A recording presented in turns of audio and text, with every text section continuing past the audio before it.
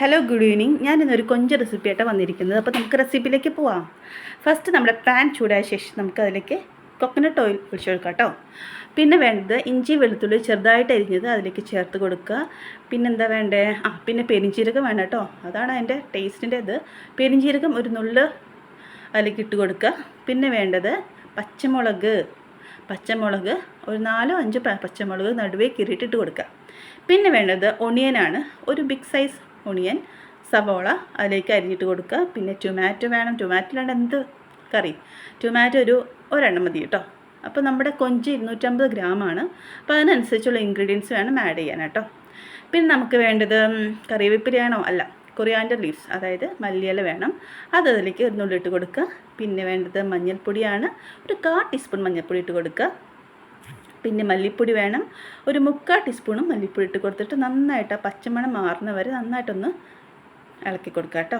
പിന്നെ നമ്മുടെ മെയിൻ താരമായ കൊഞ്ചിച്ചേട്ടനെ ഇതിലേക്ക് നമ്മൾ വെൽക്കം ചെയ്യാണ്. കൊഞ്ചിനെ അതിലേക്ക് ഇട്ട് കൊടുക്കുക. ഒരു 250 ഗ്രാം വരുന്ന കൊഞ്ചാണ്.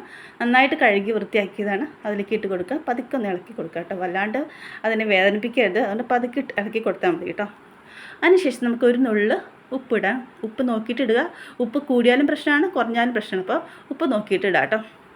ഇനി പതുക്കെ നമുക്ക് നോക്കാം. നമ്മുടെ കൊഞ്ചിൽ നിന്ന് കുറച്ച് വെള്ളം പുറത്തേക്ക് വരുന്നത് കാണാം. അത് നമ്മൾ വേറെ വെള്ളം എക്സ്ട്രാ ഒന്നും ചേർത്തിട്ടില്ല, അതിൽ നിന്ന് ഇറങ്ങി വരുന്ന വെള്ളമാണ് കേട്ടോ. അപ്പോൾ അത് മതി നമുക്ക് ഈ കൊഞ്ച് വേവാനായിട്ട്. നമ്മൾ വേറെ ഒന്നും അതിൻ്റെ ആഡ് ചെയ്യേണ്ട ആവശ്യമില്ല. പിന്നെ വേണമെങ്കിൽ നമുക്ക് കുറച്ചും ടേസ്റ്റിന് കുരുമുളക് പൊടി ആഡ് ചെയ്യാം. പിന്നെ വേണ്ടത് കോക്കനട്ട് മിൽക്കാണ് കേട്ടോ. ഒരു 200 ml കോക്കനട്ട് മിൽക്ക് അതിലേക്ക് ആഡ് ചെയ്ത് കൊടുക്കുമ്പോൾ എന്നിട്ട് പതുക്കൊന്ന് തള വരുന്ന ശേഷം നമുക്കത് തീ ഓഫാക്കാം കേട്ടോ. അപ്പോൾ ഇത്രേ ഉള്ളൂ ഗൈസ് വീഡിയോ. വളരെ എളുപ്പത്തിൽ ഉണ്ടാക്കാൻ പറ്റുന്ന ഒരു റെസിപ്പിയാണ്. എല്ലാവരും ഒന്ന് ട്രൈ ചെയ്ത് നോക്കണം. നമുക്ക് കൊഞ്ച് വെച്ചിട്ട് പലതരം റെസിപ്പി ഉണ്ടാക്കാൻ പറ്റും. കൊഞ്ച് റോസ്റ്റ്, കൊഞ്ച് കറി, കൊഞ്ച് ഫ്രൈ, അങ്ങനെ ഇതിപ്പോൾ ഒരു വെറൈറ്റിയാണ്. ഇച്ചിരി ക്രീമി ഫീൽ വരും. അപ്പോൾ ഇത്രേ ഉള്ളൂ ഗൈസ് വീഡിയോ. എല്ലാവരും ഒന്ന് വീട്ടിലൊന്ന് ട്രൈ ചെയ്ത് നോക്കണം. എല്ലാവർക്കും ഇഷ്ടപ്പെടും, കുട്ടികൾക്കാണെങ്കിലും ഇഷ്ടപ്പെടും.